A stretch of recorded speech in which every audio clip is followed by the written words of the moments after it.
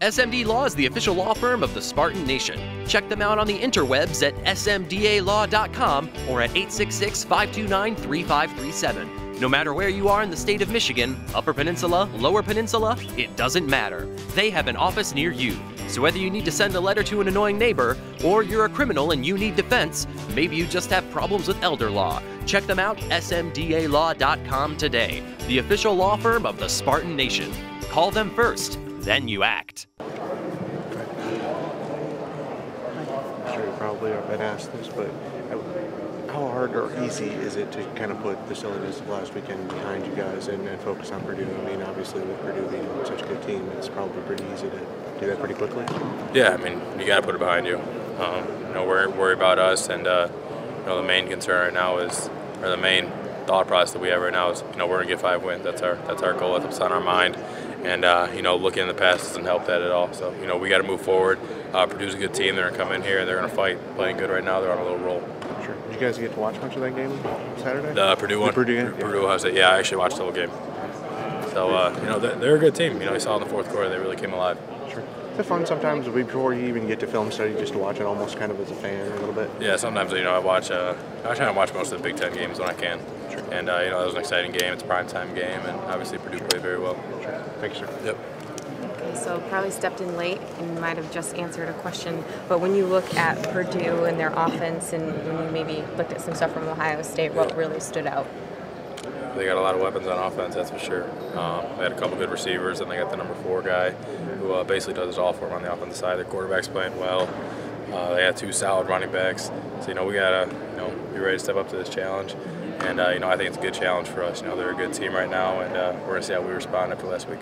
I know you guys pride yourself, obviously, on defense, stopping the run, second best in the country in that. So how do you hope to rebound from what happened against Michigan? Yeah, it's a tough game. We were out there for a while, and I don't know if we wore down or what it was, but, we got to move forward because these guys are good. We had a couple good backs. They don't go down very easy.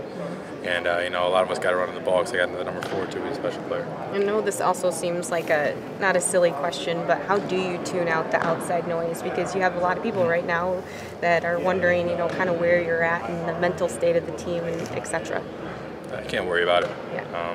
We're worried about the Spartans and what's in here, what's in house. We got good guys. We got a couple guys banged up. And, we got to take that in. We got to move forward with what we have right now. So we're a 4-3 football team. We got to accept that. We got to go try and get 5 this week. How do you guys find the motivation going forward? Obviously, you guys just dropped a 4-3, lost to the rival.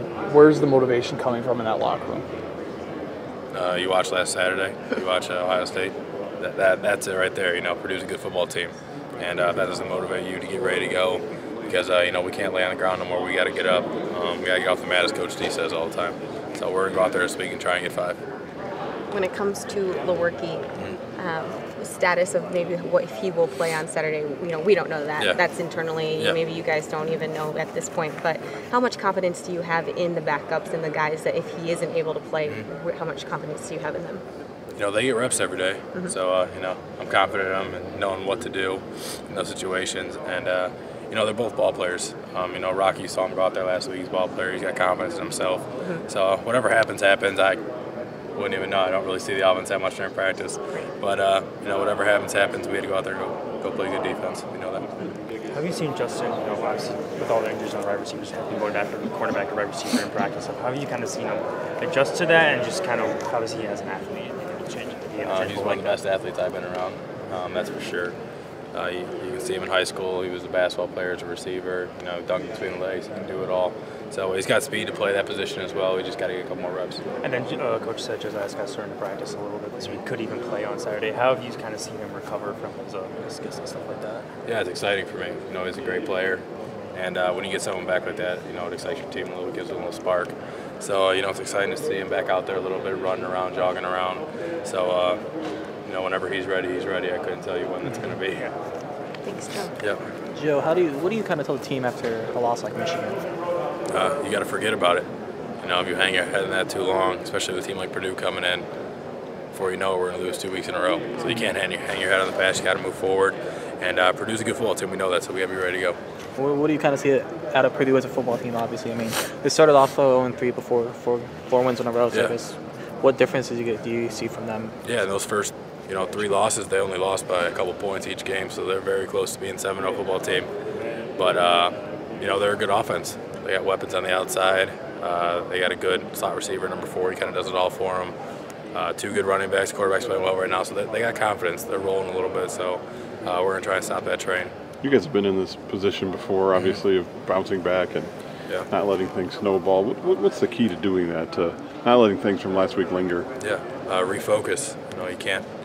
Something we say is you can't look backwards and try and move forward. It's Purdue's coming in off an amazing performance against Ohio State, especially at the end there. They really rolled them. Yeah. What are you guys going to do to try to slow that offense down that put up 49 last weekend? We're going to do everything we've been doing. I thought we played decent last week, and we gave 21 to a good offense. So, same thing. They got weapons all over the place, and we got to accept the challenge. Joe, we talked about Rondale Moore, a very explosive athlete. How exactly do you go about slowing him down? Is there maybe another type of player that he reminds you of? He's just a good explosive player. It's going to take a couple guys to get him down, so we got to run to the ball for sure, especially when he has the ball. You got to get 2, 3, 4 guys to the ball. You saw last week he was breaking a bunch of tackles, and we got to play with proper leverage when we're coming to make those tackles.